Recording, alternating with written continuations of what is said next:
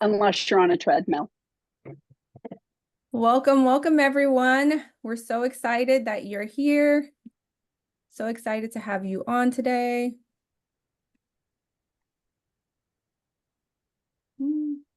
So it looks like we have two of you on. I'm gonna remove that off. I know Amber should be there. Hi, Amber. There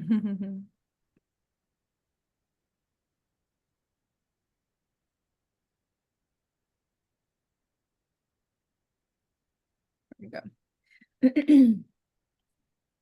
All right, everyone, we are getting ready to get started. Hello, Rebecca, Nancy, and Wendy, and Maria, Laura, Kelly, Kara, Janice, Dara, Bria, all the people I love. Come on in the room.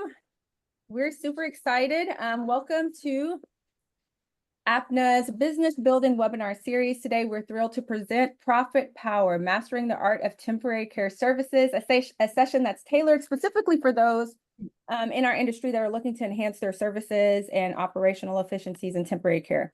So temporary care is a service that's a general vital component of our industry and our child care solutions. So whether you are exploring the possibility of adding temporary care to your agency or you're looking to optimize your existing strategies, this webinar is going to provide you with actionable insights and strategies that will empower your business. Our expert panelists today include Delaney Dent of the Nanny Network and Sidekick, Maria Trahan of A Charmed Life Childcare, and Sue Cornish of Jovi.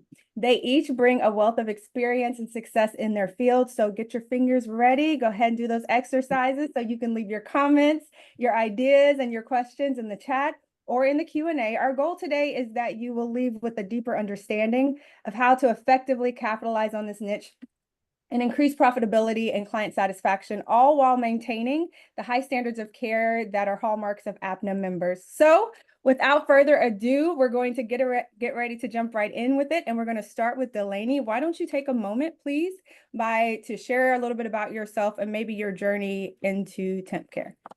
Sure. So happy to be here. Thank you, Erica and APNA, for hosting this webinar and asking me to be a part of it. My name's Delaney Dent. I am the owner of the Nanny Network. I live in Baltimore, Maryland, and have been running the agency since 2006.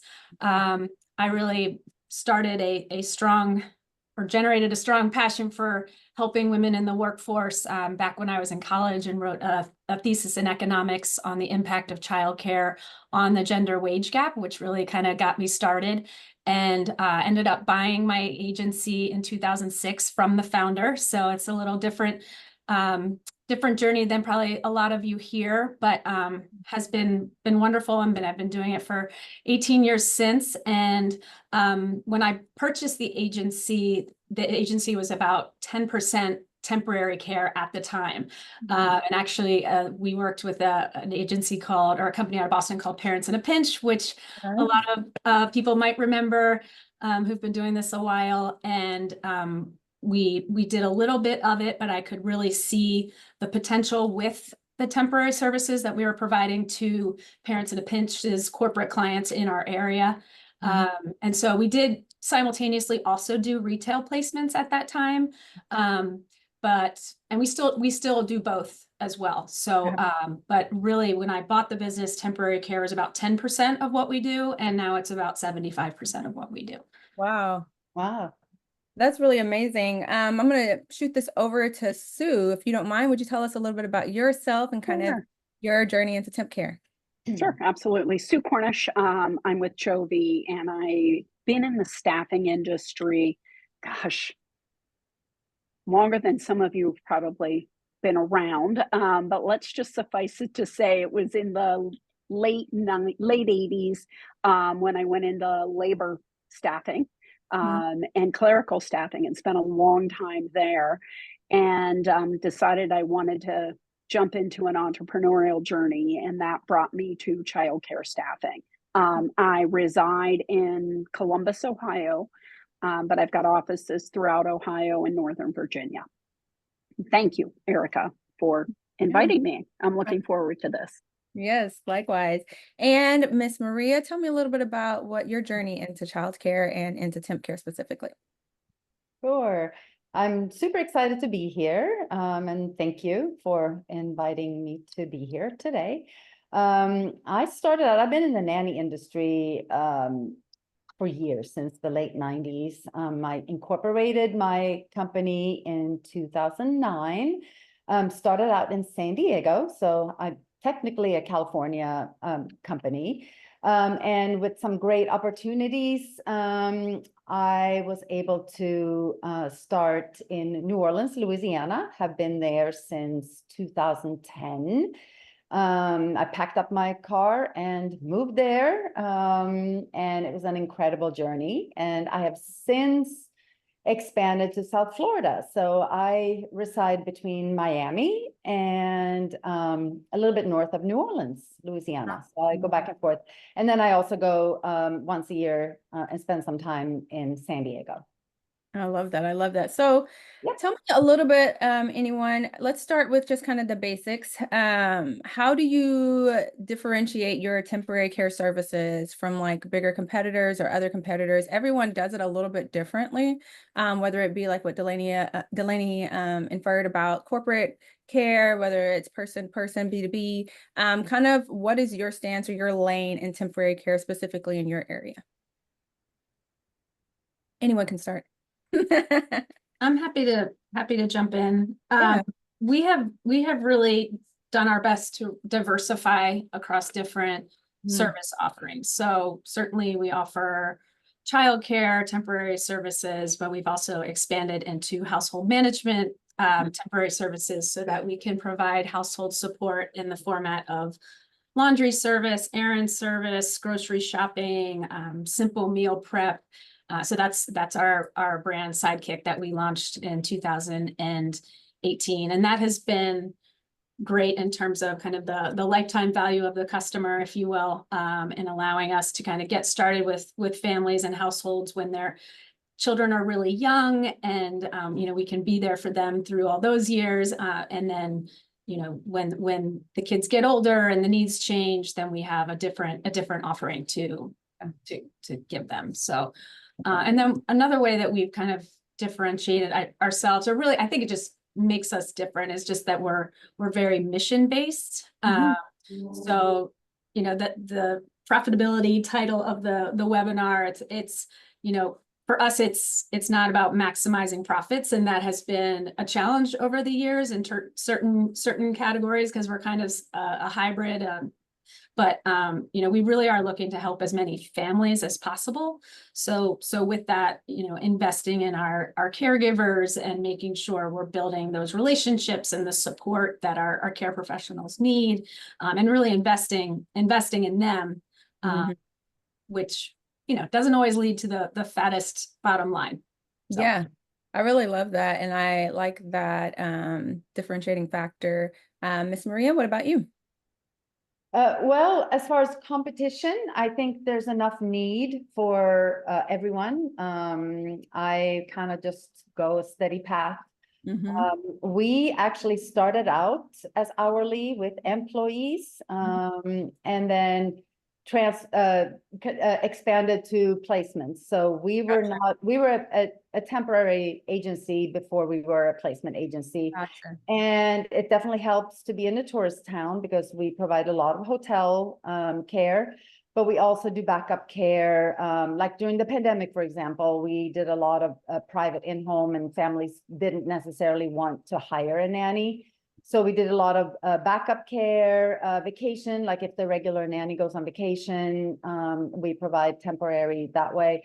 And we also do newborn care. So mostly newborn night care. And that's also both. It's placement, but it's also mostly hourly with our employees. I love that. Miss Sue?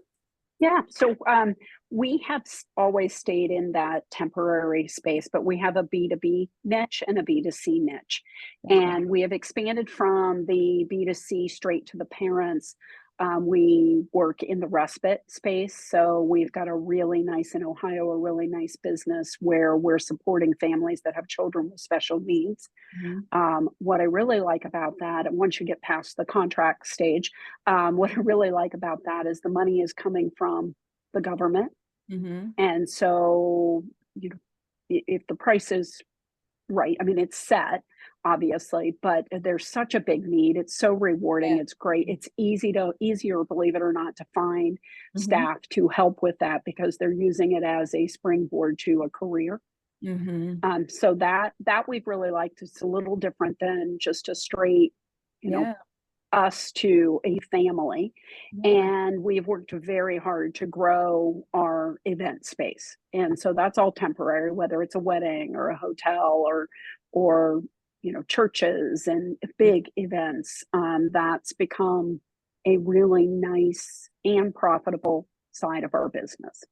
Great, great. What advice would any of you give to a nanny agency that's just starting out and they are wanting to start offering temporary care? So they call you and they say, "Oh, Sue, Maria, Delaney, I heard you're all the things, and I just don't know where to start." Where would you point them? What would be those first steps that you would give someone to start this journey? I'll start. I would recommend that they find something they're passionate about. Because we've all talked about different aspects of our business. Delaney, you know, the sidekick part, they can do a million things. However, none of us can do a million things well. Yeah. So I would recommend that they start with something they are really super passionate about, and there's a need in their market. So Yeah. do a SWOT, find out where, you know, it's not oversaturated in their market, and then go after that niche. I love that. You guys have anything to add? Make sure you have good insurance policies, liability and workers' comp, is, you know, if you're gonna have employees. And it's definitely costly to have employees because you have to pay all the taxes and, you know, payroll taxes and all that, but it's worth it, because a lot of temp that also outsources to us, they require that, and you have to show them, you know, if you have agreements with, say, hotels or event planners, things like that, you have to have that. I love that. Yeah, and I'll just tack on to that. A few things. You know, when we were getting started really on the employee side of things, for a long time we did referral fees and daily placement fees for temp, and now we strictly employ all of our temporary care professionals. But as I was getting started, I was a little hesitant to make a huge investment into, huge for me, like into the payroll or setting up those relationships and kind of putting out the money before the revenue was coming in.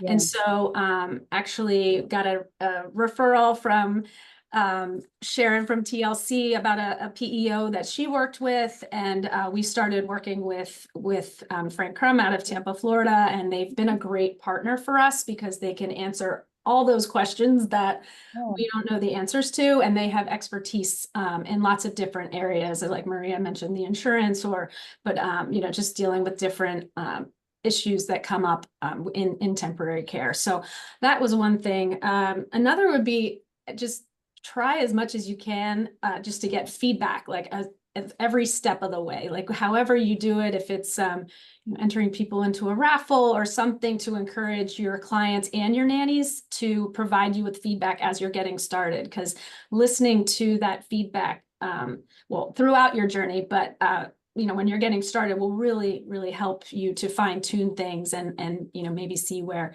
you didn't maybe hit the mark from the get-go.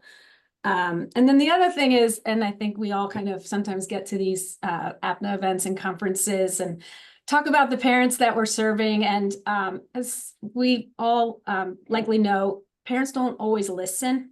And so I would just, encourage you to be as clear as you can in your communication with parents and setting expectations. And oftentimes for those really big points, hit them a couple times because they're busy. They're busy. So I would just really emphasize that because I think that can help you avoid a lot of chaos I 1000% agree. I really love each of your points with regards to finding the thing that you're passionate about. And that actually just leads into what kind of Delaney was talking about with being mission based. You really want to do something that you feel tied to and is authentic to you in your area, to make sure that you know all the things with regards to your finances and your insurance, like Maria was saying, and then really find those people that can help you and to provide that clarity and communication. I think that those are all very valid points and they definitely resonate with me. What would you say are some of the biggest challenges of providing temporary care? I'll jump in with one we've been having lately, which has just been cancellations. Mm-hmm. And we kind of have had to learn the hard way, and had to develop a system over time where, we, just have it's called our CASP system, and it's basically a performance-based system for our care professionals, so they know very much what the expectations are and what we can't tolerate, and the reason why. So I don't know, it seems to go in waves. A lot of times it's out of their control, and there's nothing you can do about it. But we do require like a verification when people need to cancel, and not that we're not trusting people or anything like that, but we just need to keep everybody accountable and we're helping busy families, busy parents that need to get to work, and there's really no time to be late. Yeah. And Delaney is right about that sometimes parents don't listen, even though they sign contracts, and they may come back after a date night and they will pay the nanny, and then we have it, in the contract, any cash given is considered gratuity. So, a nanny will text me, they gave me a $300 tip. And I was, oh, I'm not sure if that really was a tip. So, and then you run into all that, and simply because the parent didn't really read the contract. So that happens. And especially the newer caregivers, the newer sitters, you have to kind of stress that no, we have to legally have you paid on payroll. So that happens a little bit. And to tag on to Maria's, it's all about the education of the family. I believe a lot of them will think that a temporary is a very laborious process. I want to meet them. I want to. And I'm like, this is an 8-hour shift you're needing coverage for, not a 12-month commitment. How do we bridge that gap? So there's a lot of education, less so, after 15 years in the business, but it still exists because our best clients are now to Delaney's point, have children going to college. Right. So. Yeah, absolutely. I love your point of, communication is my jam. I think that that's so important. And letting people know. I think sometimes setting the expectation, I usually start those conversations by saying the ideal temp client is one for whom, and then I go from there. These are individuals for whom they are comfortable having a new person come into their home. It's not going to rock their world. That way they can self-elect to be like, actually, I'm not that person. And if you're not, you probably shouldn't be here, because if that's going to be really laborious for you or going to give you a lot of anxiety, having a new person in while they can call you, they don't have time to do interviews. This is not going to be a 3-step process. We're going to move on with it. And so I think that parent communication and education is such an important component. I think we've all dealt with high levels at different seasons of cancellations with caregivers or care professionals and nannies and things like that. So I really love Delaney's point about having a system in place on how you deal with that. Let's talk about marketing. What would you say are some successful marketing strategies that you've done that have helped to boost your temp care or help to bring you more clients, whether it be either side, actually, marketing to get more nannies in if you needed that, or marketing to get you more clients? What strategies have worked for you in the past? So for us, it's about community engagement, being in the market. People want to work with people they know, like, and trust. Yeah. Especially when it comes to their children. So being out at those events where we find parents pushing strollers and, doing what they do and engaging and showing them that, we're people just like them and we're actually passionate about what we do, tends to bring on our best clients. And then from there, providing really exceptional care gets us referrals. Yeah, I love that. Anyone I'd else? say, well, word of mouth is the biggest one for us, actually.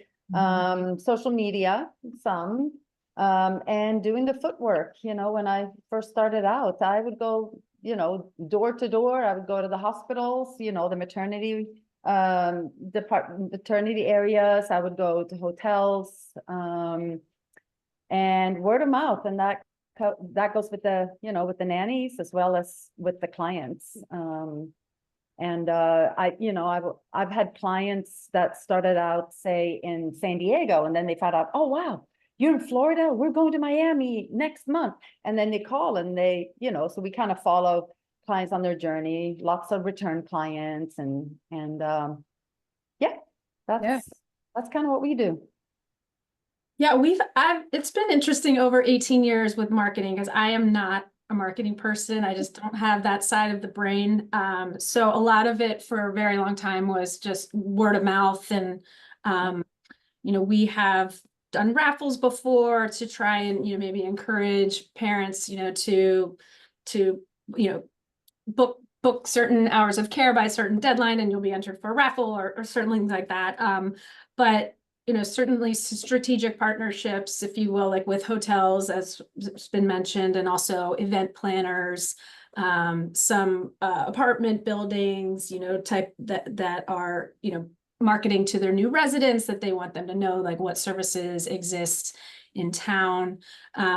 We also recently did our first sales webinar, which was really cool. And it was a great experience. It was definitely a first. We've got room for improvement, but I think it was, I don't know, I really like that concept of, you know, putting it out there. You're going to do a webinar to talk all about your temporary care services. And so anybody who's interested can either sign up and participate live or listen to the recording afterwards, and also just get a sense for you as a person, and you know, get a sense for, you know, what's behind the name. I love that. That's a great idea. I really like also Maria's point of pounding the payment. I think we've become so technologically savvy that we kind of forgot that we are people first, a human first line of work. And so making those human connections, those personal connections, those in-person connections can go a long way. I'd rather see a person than receive an email any day of any week and any year. And so I think, to Maria's point, I think taking some of those strategies and really going back to pounding the pavement is really something that all of us could probably take a cue from. How do you end up determining your pricing without like overcharging or undercharging? So someone's trying to get into the temp care field, or say they've been doing temp care and they don't feel like it's super profitable. They think they need to make some changes financially. How do you determine those margins? It's a balance.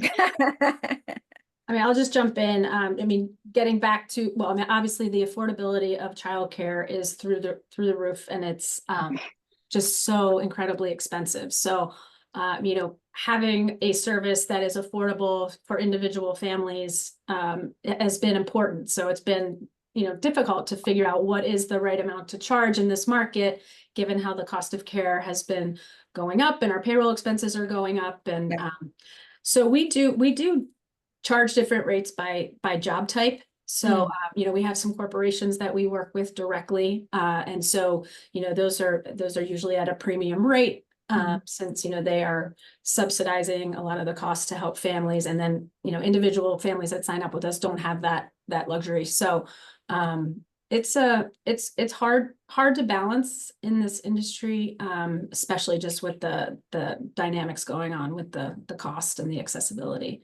Absolutely. I think those are very great points. Anyone else? Well, we do a couple of things. Some of the high-end hotels, we do definitely charge premium prices, and we definitely want to pay the sitters and nannies well.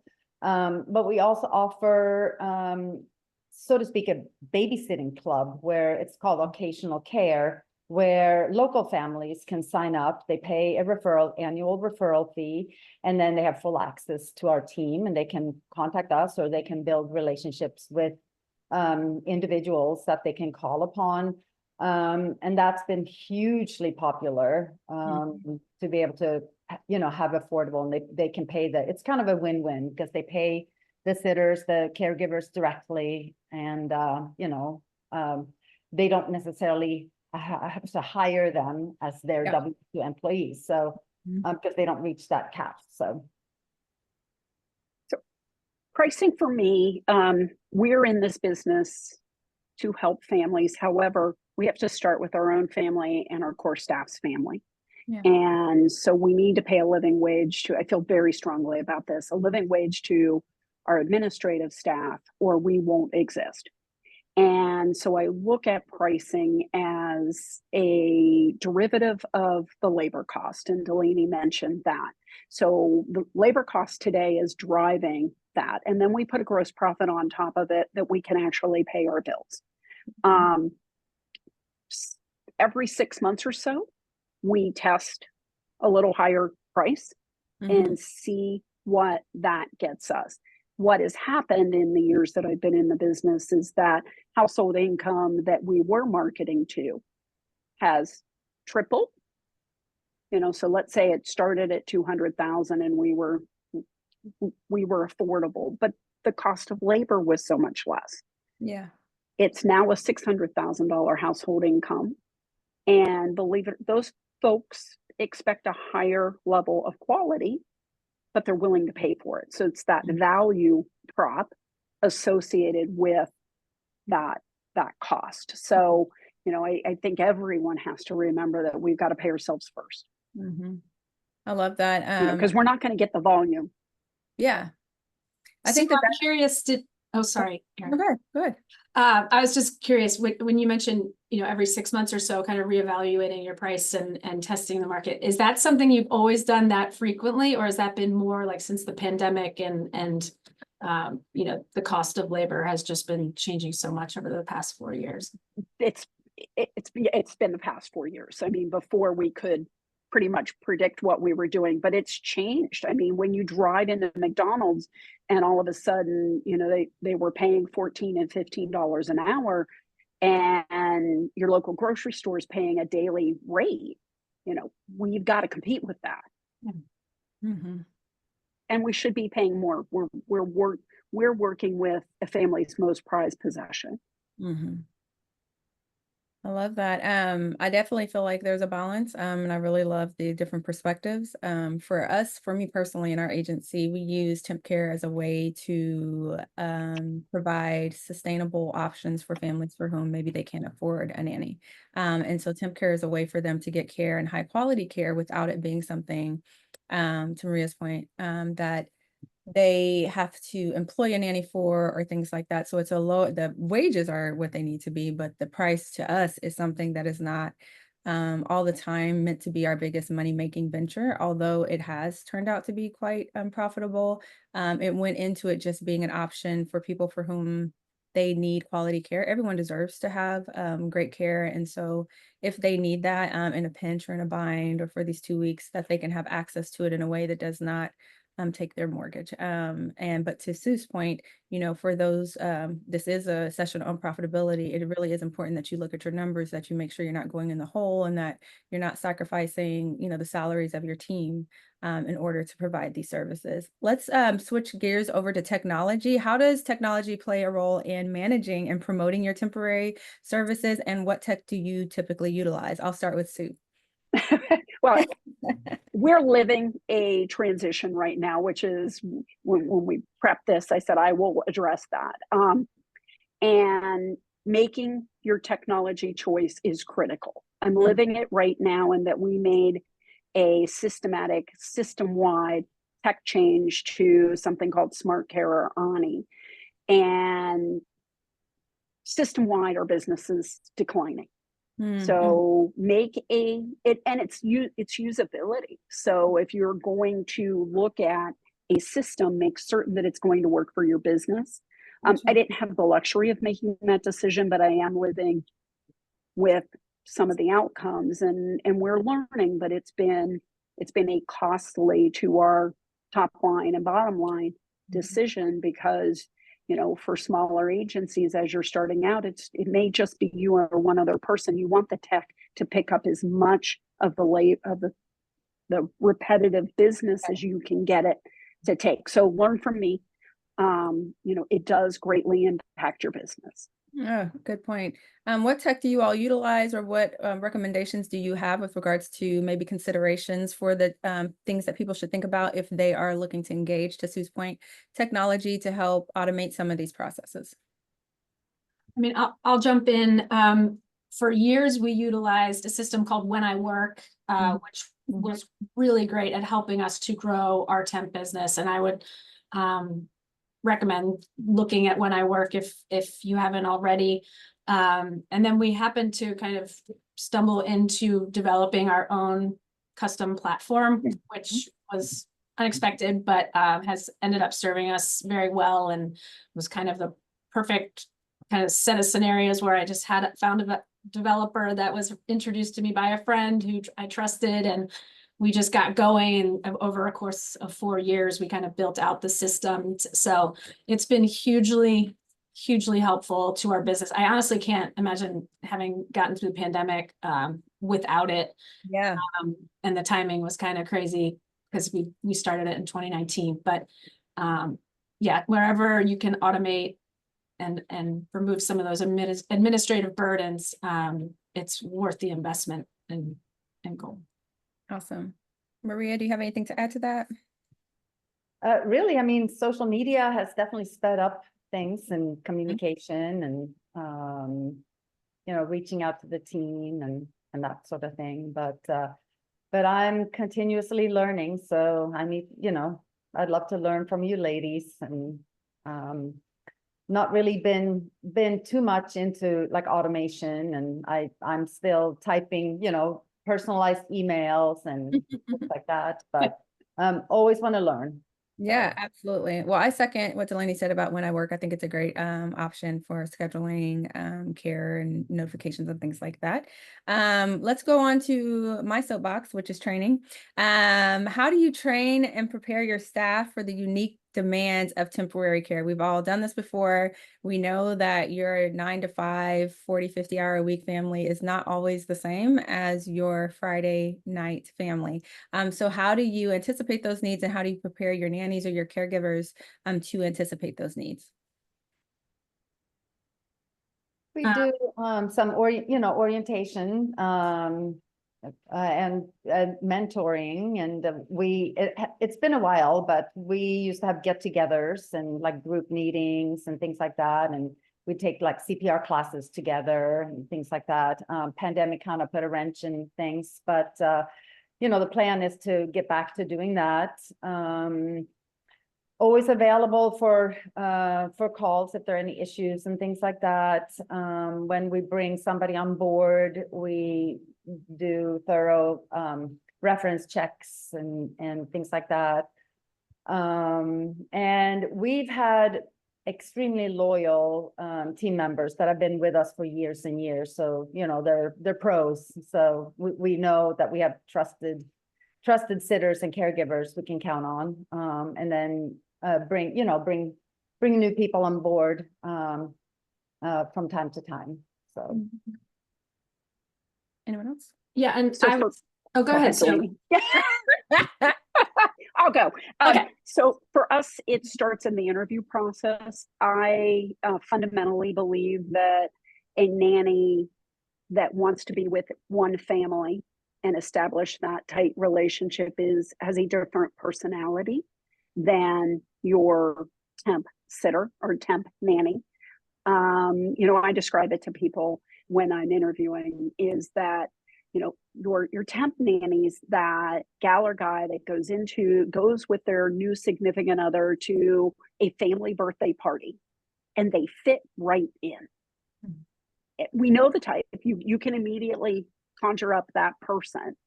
That's not every nanny. Mm-hmm. And so we're looking in the interview process for the person that can jump right in, is flexible enough and aware enough of their surroundings to understand what is needed. And then, you know, so that's the interview process. And then we train the skill sets and, you know, some cultural differences and whatnot from there. But you have to start, I believe, with the right personality style for the job. We use the culture index to help identify candidates and what we're looking for. And it's been a super big help. I love that. Delaney? Yeah, I would agree. Part of the interview process, we're asking kind of targeted questions about, how would you handle this situation, and trying to really gauge if somebody is going to have that flexibility and that, ability to kind of, mesh well with different families, and, listen and take all of the details from every different family that they meet.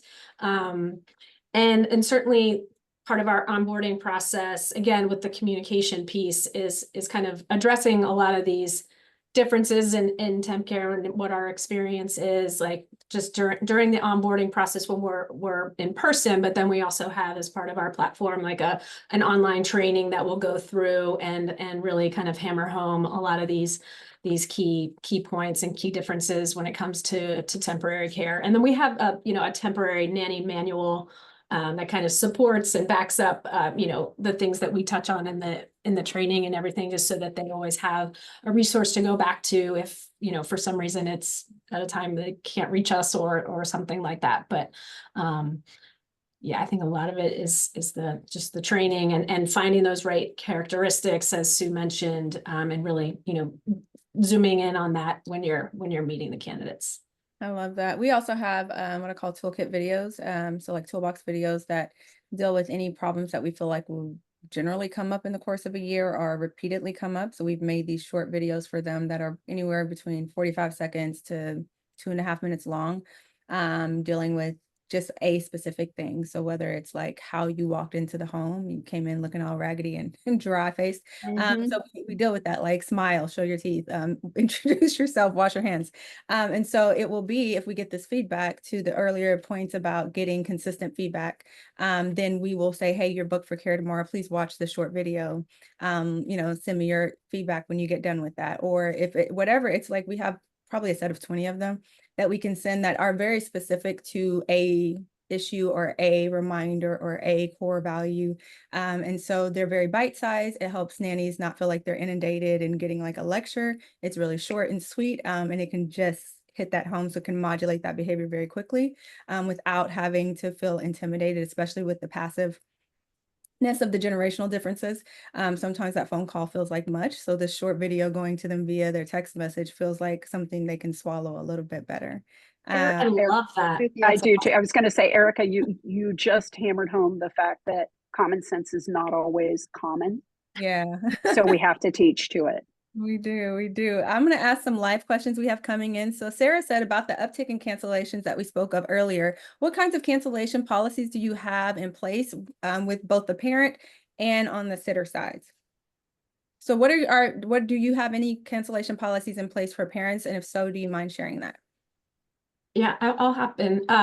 It does vary by job type, depending on, if it's coming in through Bright Horizons or, another indirect, as we call them, relationship. But for our direct clients, if a client cancels within 24 hours, there is no refund.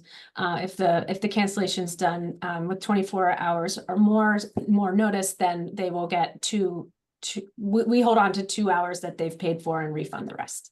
Gotcha. Great. We have a 4-hour minimum. So if they cancel within 24 hours, they are charged for 4 hours, and the caregiver will be paid for 4 hours. Love it. And we typically take a credit card if they don't upfront, and if they don't want to leave that, we ask typically for a deposit or a down payment prior to confirming. Does anybody have any cancellation policies as it relates to the nanny or the sitter?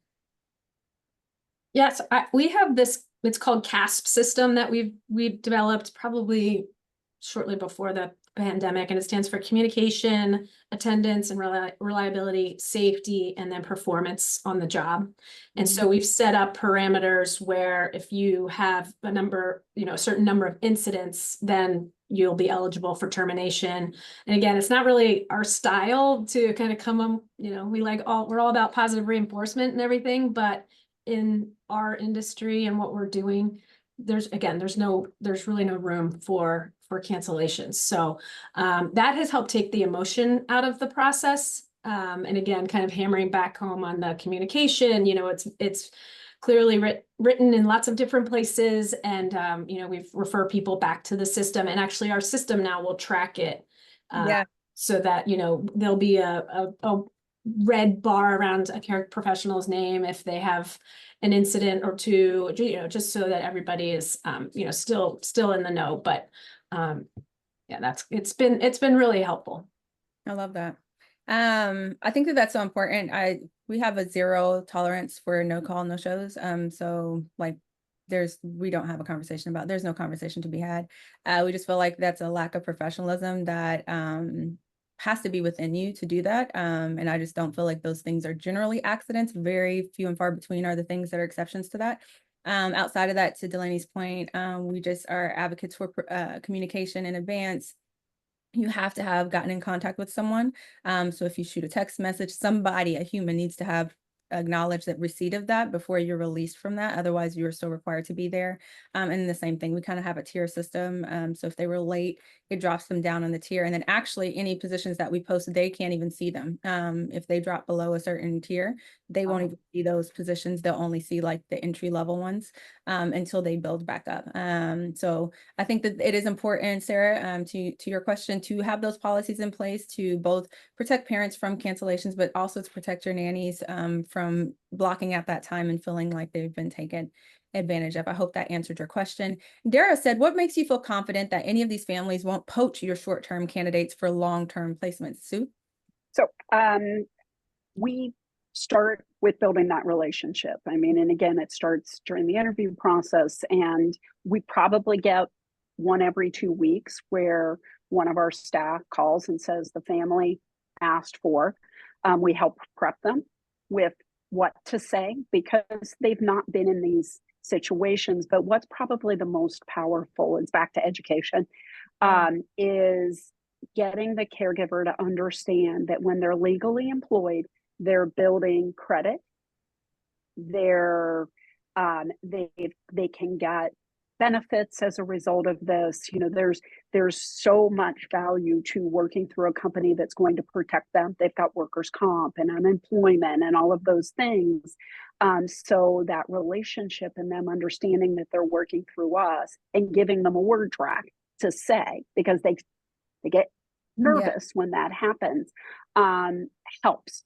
So they're a good source of family referrals because they're prepared.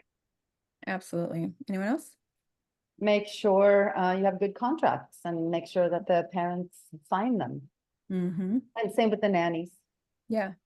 Yeah, I would add on to what Sue was saying, just in terms of the loyalty and the relationship and the opportunities that you're bringing.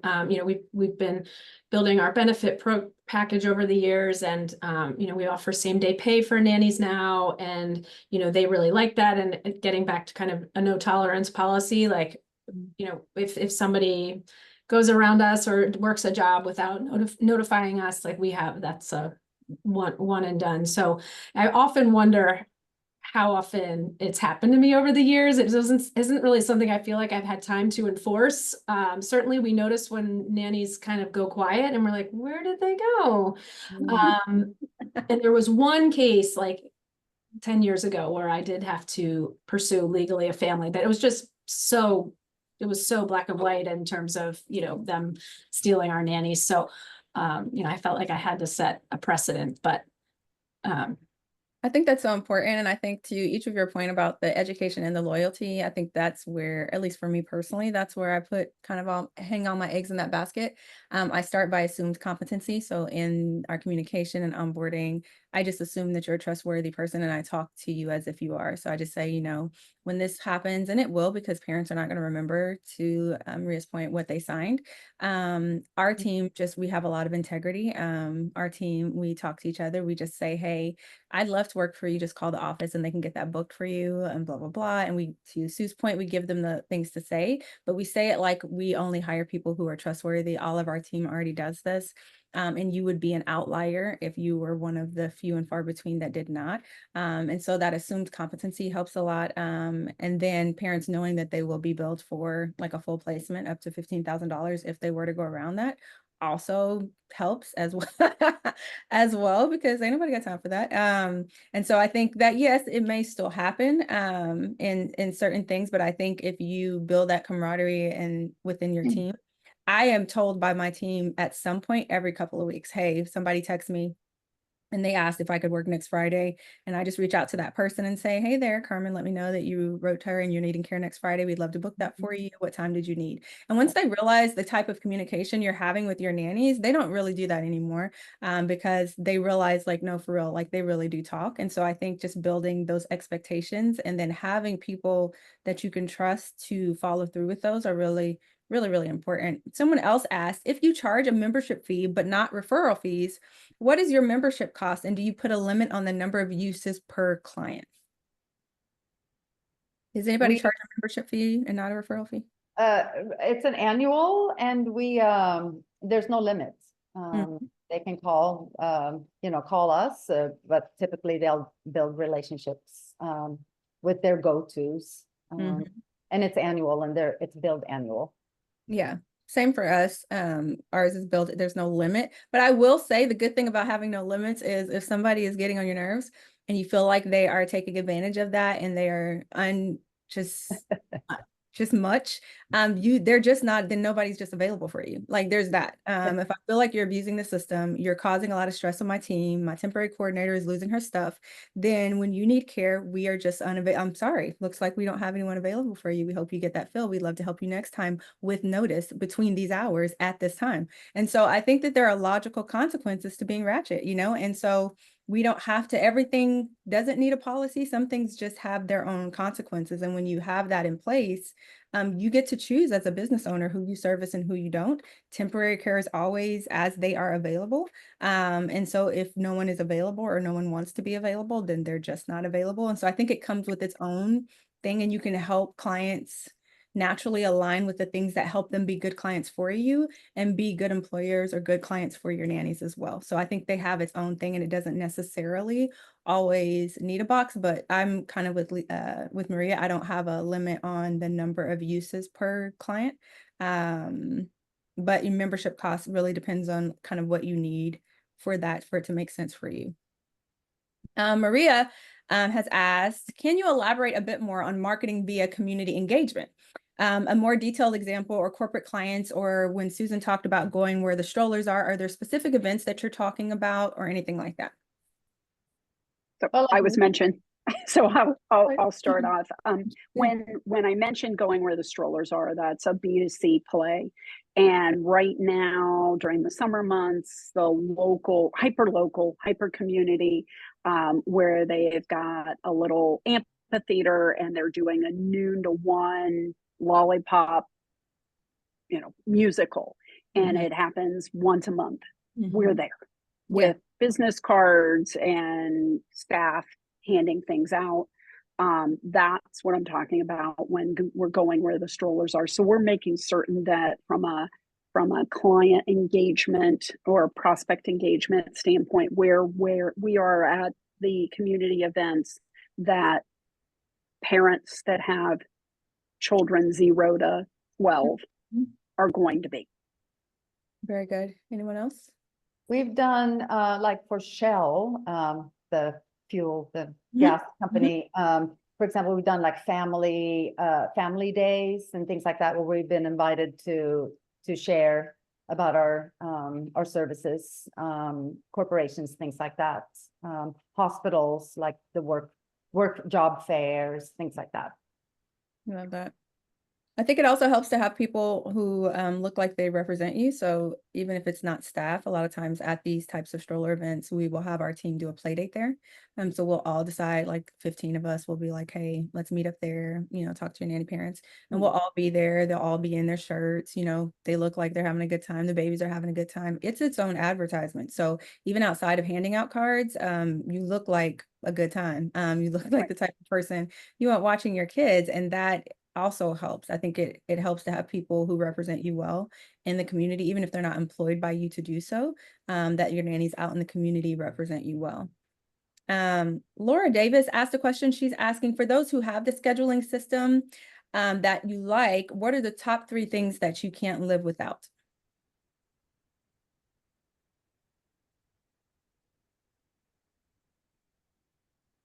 I've got very little to share, but I in the current state. But you know, the app is critical Mhm. for when, you know, a quality app. But I'm going to let the other two, because Okay. Delaney, you built your own. Yeah, I'm trying to think of what I can't live without any of it at this point. I'm so spoiled.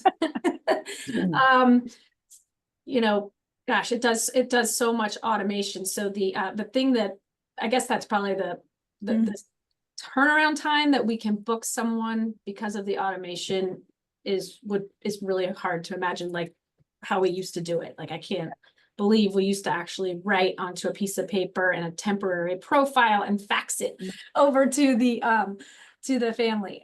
So the automation in terms of connecting and booking the job, but also sending the booking confirmation with all of the details, and then booking, you know, charging the card or the payment type on file. You know, we used to have a Google sheet where we would, you know, just track all those things and be like, oh, at some point we need to log into the payment system and do all these charges. You know, just because there are so many transactions that without those things, I mean, we would be inundated. Yeah. So Delaney, you have an e-commerce section to your system? We have a place where parents can go in and fill out a request to book care, and then once they hit submit, the system takes care of notifying the best candidates for the job based on location, skill set. If they're a preferred provider, like they'll get the notification via text first, and then if you know, it basically sends out to the next tier if people aren't responding. Okay. So that's But been the nice card's to- not, that's awesome. But the card's not charged within? The card you is using- charged through Stripe. Okay. Yeah. So it is. Okay, great. Yeah, and I think that I think that any system that allows you to reach all of your people when you post an open position and it round robins them all via text message and email immediately is kind of what you want. So regardless of what you use, if you are having to do things individually, you're using a lot of time. And so any kind of system that you can put the job in and it hits, you know, whoever's in your temp care division, whether you can break that out or not, is going to be an efficient use of your time, and make the most of your time, because I feel like so much of the time is spent trying to see who can book it versus having it hit 76 people and then they are all like, I'll get that, or the first one grabs it and then you can decide, you know, where it goes from there. So I think that those things are really helpful. So Erica, When I Work has Mhm. that Mhm. capability?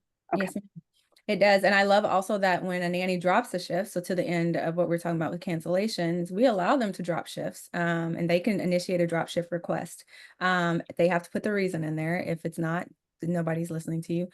So you put the reason in there and then it hits all of the people, all of everyone else that's on the platform to say, you know, Megan is offering this shift and they can take it. So it allows them to fill their own shift. We do have the policy that if your shift is not filled, you're still responsible for it, unless you reached out to us directly to like executively cancel that shift.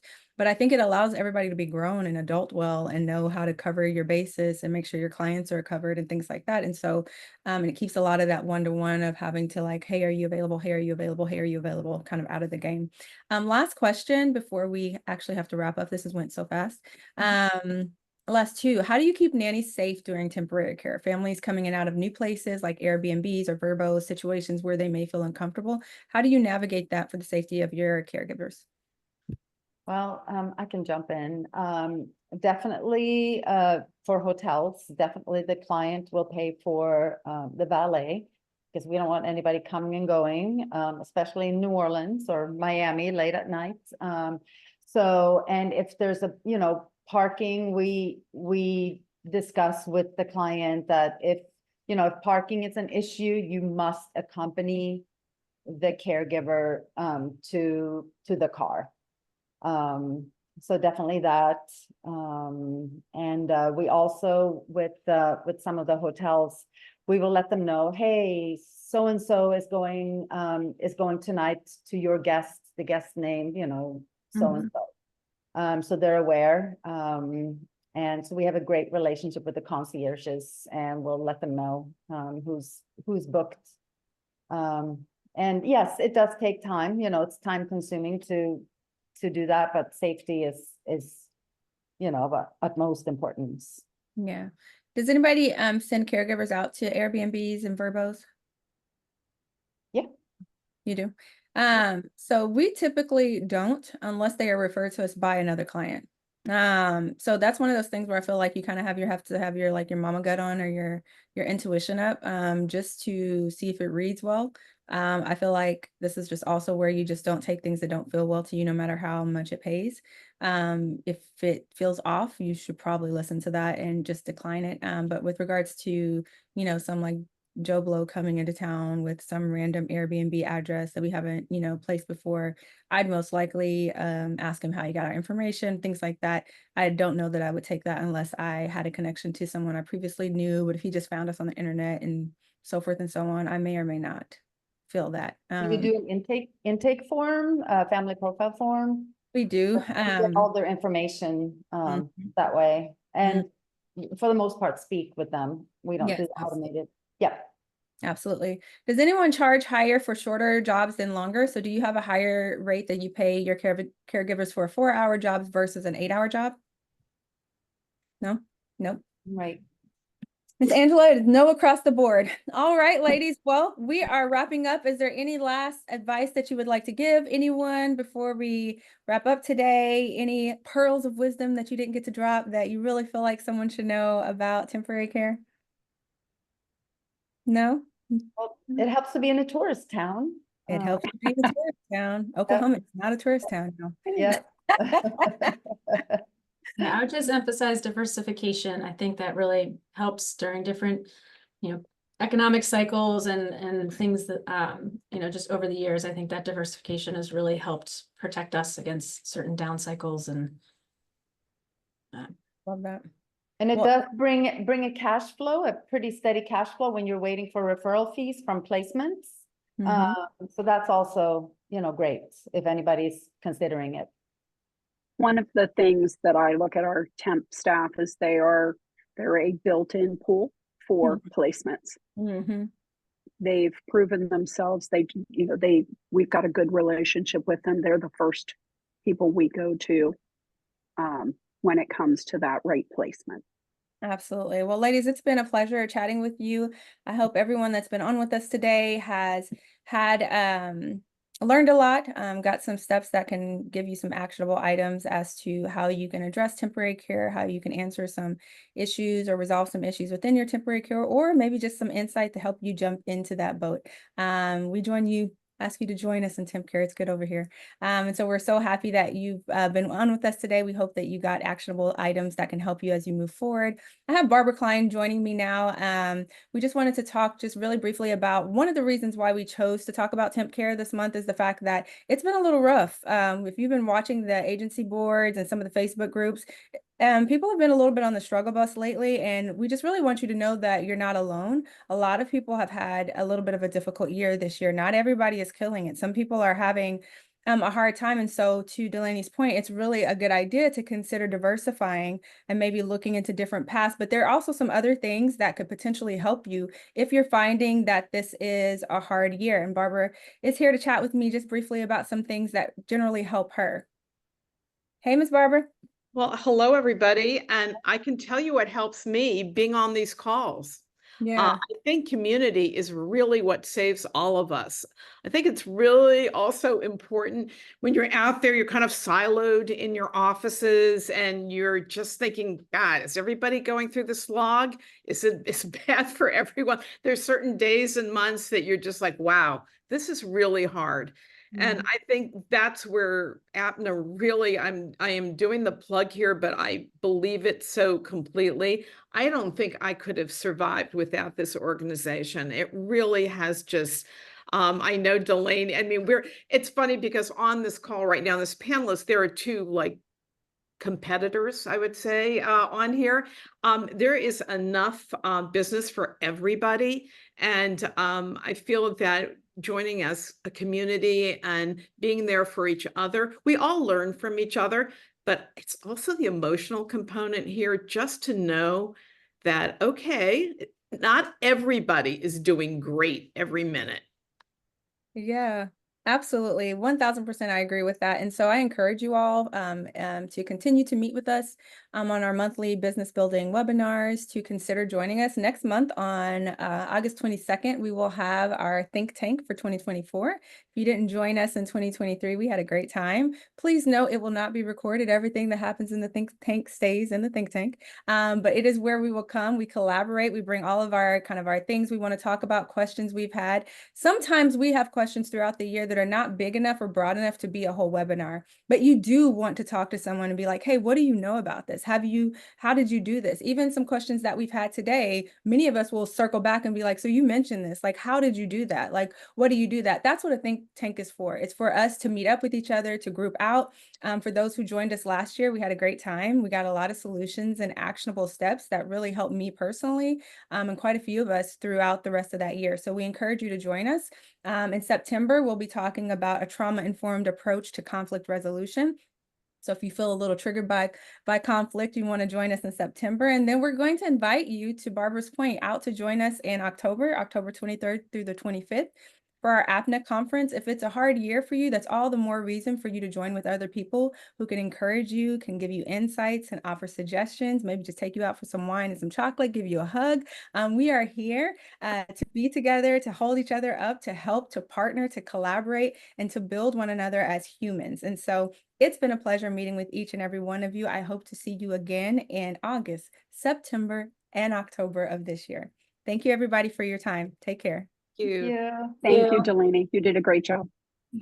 Thanks, everybody.